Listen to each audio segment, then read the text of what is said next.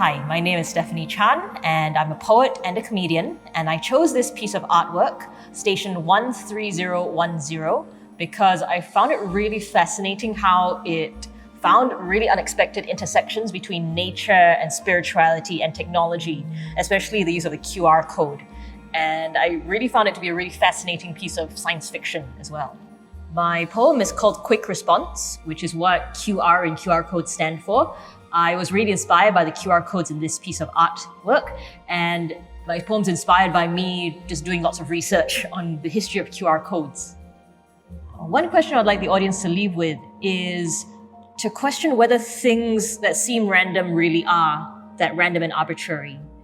Basically, I just want them to take a closer look at everyday occurrences and objects.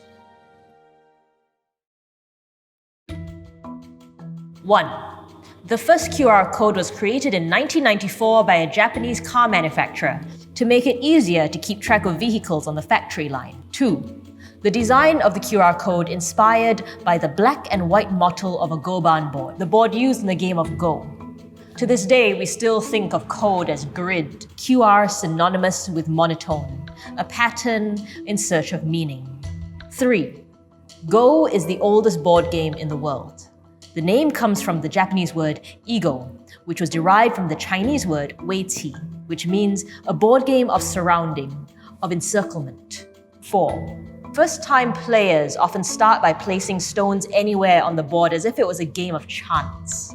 An understanding of how stones connect for greater power eventually develops. Every arrangement of black and white dots in the middle of the game of Go, both arbitrary and filled with meaning all at once, both smattering and pattern. 5. The point of the game being to completely surround your opponent, the way we are constantly looking for patterns, the way we are never not surrounded by patterns. 6. Every ritual, a series of seemingly random actions, movements arranged in order to form something to mean something exponentially greater than the sum of their parts. 7. The word code comes from the Middle English code, which means system of law, from the Old French code, meaning system of laws, law book from the 13th century, from the Latin codex, as in systematic classification of statutory law, which comes from codex, meaning book, literally meaning tree trunk. 8. Code as rule, as means to track the movement of warm bodies, of living things, of vector, of virus moving through space, so we create new rituals to protect ourselves, hang QR codes from walls like talismans against death.